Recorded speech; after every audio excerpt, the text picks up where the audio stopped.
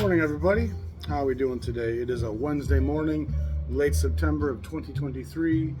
This year has flown by. It's been a good and a bad year for me. The business has been a lot of fun. It's been ups and downs business-wise. There's been some stress with it. But as some of you might know and remember from last month, I've had a lot of personal issues in my life. And her depression, her alcoholism, her mental illness, just a personality disorder. She had an affair, which spiraled in a really bad way. I didn't know about it for months. As all of her other symptoms worsened, it got very stressful, and she kind of abandoned her commitments to her family and to her marriage and to the business. And we've tried to reconcile, and there was a bad... she went back to the guy. He had some real dirt on her that was possible jail time, and so she was kind of under the barrel. She came back a week and a half ago here, blacked out, started throwing stuff around. I had to have her arrested, which was really hard. She's in the crisis center right now. She's been very suicidal, homicidal, making threats. All this is when she's blacked out. I mean, she's suicidal when she's sober, but she's not homicidal when she's sober. She's really been through it, and she's put all of us through it as well. Thankful for my dog, and even my stepson's really kind of stepped up and been more helpful than he's used to the best of his ability for an 18-year-old. It's been a tough year, and of course, now that she's in the crisis center and getting help, that's a positive. Whether or not we can fix or mend our bridges it's too soon to say. However, I have met a financial crossroad here. Doesn't have a job anymore. She's not going to be employed for some time. And so if you can support the channel in any way, whether through Patreon, whether through PayPal, or through a new means, I'm doing some series of paintings. And they're inspired by jazz records. And this one was inspired by an Oscar Peterson record. And they have an urban kind of feel to them. This trio of paintings, which I could sell individually or as a unit, was inspired by Duke Pearson Profile, a trio record, piano trio record. That's really a wonderful record. I'm not sure I'm done with some of these. I'm still kind of nibbling on them. Again, this was the same Duke Pearson record. And you could hang these as a triptych, as 3 different windows from the same apartment. But again, they're very urban, gritty, chic. And this is the third one. And some of the signatures of my paintings are the Triple X Club. And of course, often there's a jazz sign in there somewhere. And so, I mean, you can kind of put them together as a 3-piece or do them separately. I'm not exactly sure how I'm going to sell them, possibly on eBay, possibly as a silent auction. It's to be determined. But I'm going to knock some more of these out. I have a bunch more in the basement, which I might bring up, which is my old stock of work. But doing art, and I've been playing guitar again, it's kind of helping me through this tough time. And financially, I can't cover her $2,500 a month in bills for the home here. I'm already paying $5,000 for the business and loans, and I mean all the other utilities that are on my part of the plate, and I'm barely breaking even. And so, if you can support the channel in any way, it would be fantastically appreciated right now. If you want to buy some pieces of art, please let me know. Anything that out of your kindness of your heart would be helpful right now, because it's been a tough time. And I've been so stressed about the money in the business and my wife's health and welfare. I haven't really had the chance to even deal with my own health and welfare and mental health. I'm pretty stressed out and exhausted, but I've had a lot of support around me. I had a lot of good friends from around the country and even around the world and locally. My brothers have been there for me. So I'm not in dire straits by any means. Personally, I am hurting, but it's financially where I'm not sure what I'm going to do, and it's a little scary.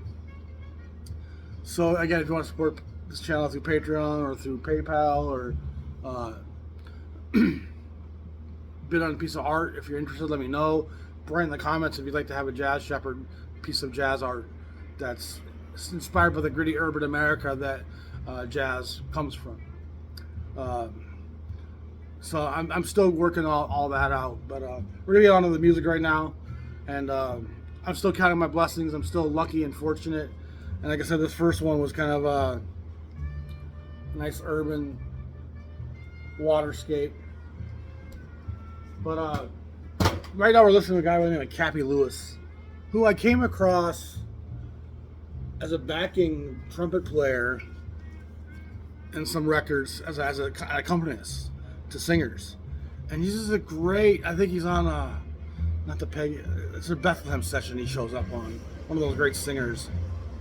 And he's just wonderful. If you like Charlie Shavers, if you like Joe Newman, if you like Joe Wilder, if you like Chet Baker, if you like, I mean, that kind of lyrical, Sweets Edison, Jack Sheldon. He's in that vein. He does have some fire when he wants to step it up, but he's a great balladeer, a great accompanist, soft, vocal, endearing.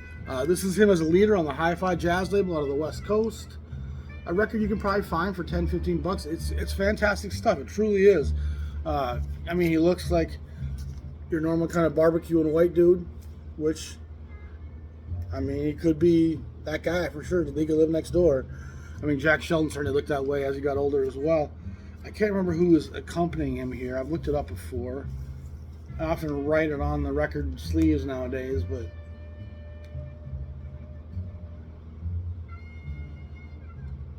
I think Jimmy Rawls is on this. Anyway, Jack Sperling, Monty Cobb's on bass, Monty Korb. Great stuff on the great HiFi label. The HiFi label has a fantastic logo on their records. And there's a few pretty good jazz titles on HiFi, but it more leans towards the, what's the word I'm looking for? The lounge kind of craze of the exotica. There's a lot of that stuff. Some of the great exotica records are on that label, and they're fun records, but they're certainly lighter in jazz content and heavier in atmosphere and pineapple sauce. Next record I want to talk to you about, Duke Pearson, Profile. One of my truly favorite records of all time. The version of Black Coffee on here is just, I mean, it sinks into my head. 2 Mile Run, Gate City, the version of Witchcraft is fantastic. I'm Glad There's You. This record is what inspired those purplish blue paintings. I had this playing on repeat for most of the day while I did those. Music has an interesting way of shaping the art that you create. He's a fantastic player. I've talked about Duke many times. He ended up being an A&R guy at Blue Note. So he was a talent scout. He was a producer. He was often assembling the lineups that great Blue Note sessions had in terms of the membership in the bands. He just had a sense for this player's leadership would fit best with these guys. He was a pretty influential person at Blue Note for quite a while. Kind of filled Quebec's chair when Quebec passed. He made a couple early records as a leader in 60, 61. This is probably 1959, actually, maybe 60, 59 probably. And they're expensive records if you find them original. This is a Japanese prepping. Then he takes a bit of a break and works more on the A&R side. Then he comes back and makes some more records. The Wahoo record's fantastic. I mean, I think he's a real important Blue Note figure that goes somewhat underappreciated. On the Clef Norgran label, I think this is a Clef title, number 117, 10-inch Charlie Ventura. This has an LP version with the same cover with different songs, believe it or not. I think some of the same songs might appear on there, but it's by no means a one-to-one equation. A great David Stone Martin cover, Charlie Ventura, the great Pennsylvania Italian tenorman who plays baritone on this some as well.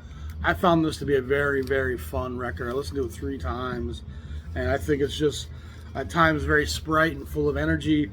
There's some really tongue-in-cheek kind of romantic playfulness. I really, really enjoyed it. 4 songs aside, as you often get in the 10-inch format. The baritone he plays on this is very cheeky. You know what I mean? It's got a lot of pucker in it. But I definitely enjoyed it. And I think Ventura is one of those guys that's a great value today in jazz. important player, big part of the bop and the post-bop scene, incredibly modern, swing as hard as anybody. This is not, now we're talking about an Emerson here, number 36061, probably 1958. The great John Williams. And if memory serves, this is the same John Williams that ended up making film soundtracks, including I think some of the Star Wars stuff, if I remember. But who just recently passed again. I'm pretty sure this is him. There's two John Williams in jazz, but this was the one. I'm almost positive. I have memory serves. It's been a while since I looked that up. But great pianist, and most great composers and arrangers start as piano players. I mean, there's no greater instrument to compose, to arrange, to percussively add rhythm. It's a really diverse instrument. I'm not going to do a diatribe on the value of the piano, but it really is a fun instrument to sit at. And if you have composition in your bones and if you have creativity in your system, the piano really allows for that expression in many formats. I mean, a guitar is limited in terms of its composition and where it's going to take you. A piano is going to take you to infinite places.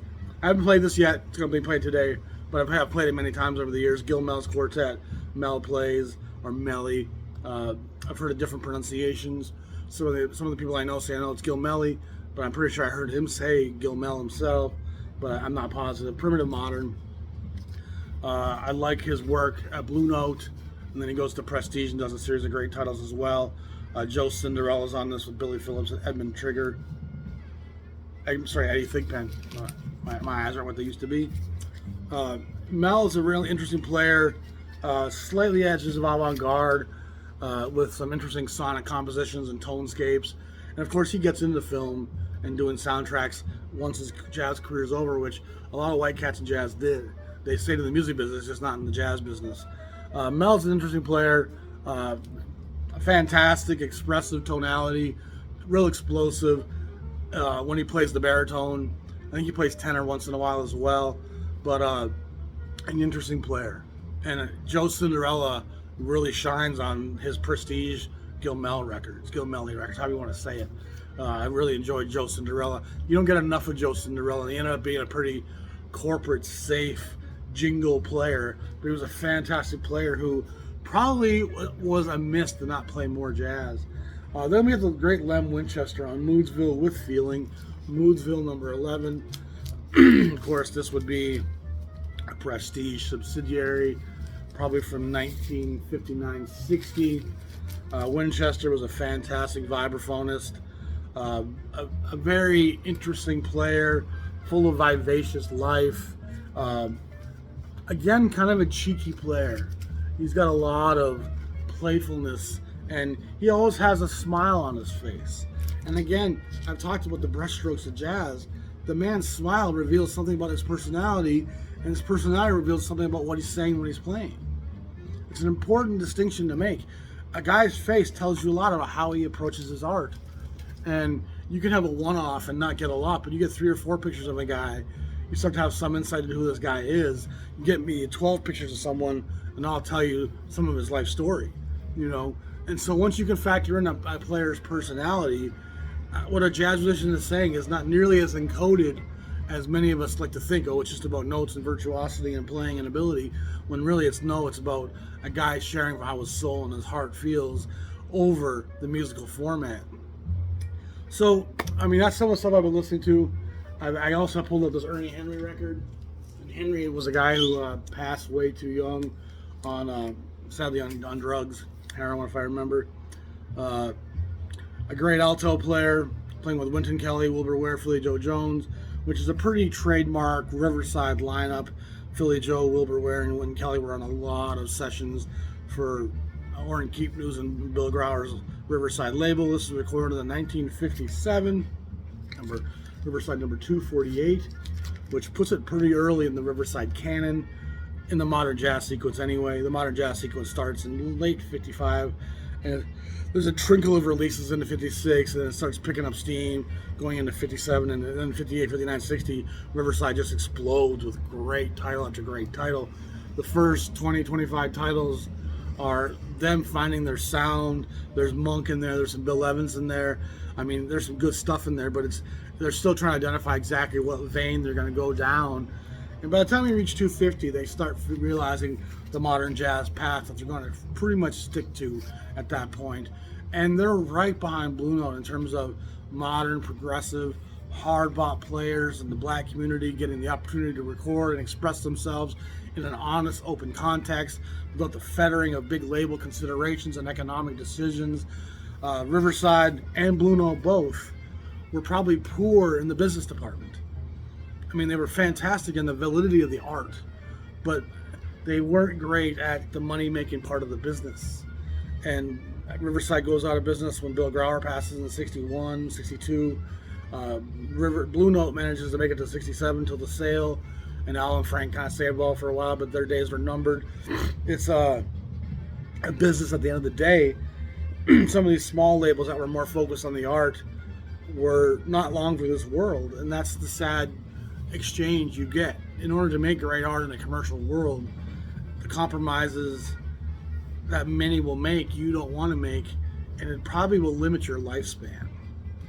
Conversely, if you make those compromises, you will survive longer sometimes, not always, but it will compromise the art on some level, and even the artists that you sign and how commercially viable you think they're going to be, and how much you want to hire people of color. If your only consideration is making money, if you're Decca or Capitol, hiring a bunch of black musicians regardless of talent and ability isn't the safest of choices. And if you were going to do so, you were going to pick a pretty light-skinned brother and put some makeup on him and really conceal that identity, or put a white woman on the cover. I mean, it's crazy to think about how real this stuff was in a business terminology as recent as the 60s and the 50s. I mean, and it's still a part of the world today, obviously, but it's pretty upfront and in your face at this point. So if any of you are interested in having a chance to bid on some of my art, please let me know. I might do a showing here in the cafe, but I'm curious to see what kind of online interest there is in what I'm doing. Y'all be safe, y'all be blessed, y'all have a great day. I appreciate y'all your support. I don't mean to put too much of my personal stuff out there, but every once in a while I think it's important to share where I'm at and know that the jazz does help me through, because I'm humbled by it. I know my soul aches at times, and it's been a tough run, but I didn't watch my child get lynched. And I can't imagine the sorrow and the agony of watching your child get lynched for something they didn't do. The helplessness, the amount of anger and revenge versus something like what my wife's done to me, what she's done to herself.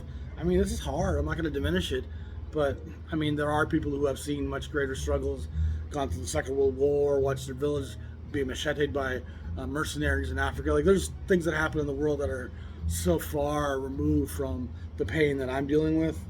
I mean, I'm still lost in my own head a lot, and if not about her, then about the money, but still blessed, still happy, and I'm in better health than I've been in a long time. I've lost quite a bit of weight, and due in part to the stress and the anxiety of not wanting to eat, not having an appetite. I've been working out, trying to get myself back into a better place physically. But I saw the doctor, and my follow-up went pretty well. High blood pressure, which I'm medicating, and it's already coming down. So, I mean, there's positives, absolutely, and you need to recognize those as well, not just dwell on the negatives. But keep me in your thoughts and prayers. And I appreciate everyone who does and ever has consideration and understanding for the experiences that we all go through. Sometimes they're tough. And keep jazzing. Appreciate you all. Much love. Peace.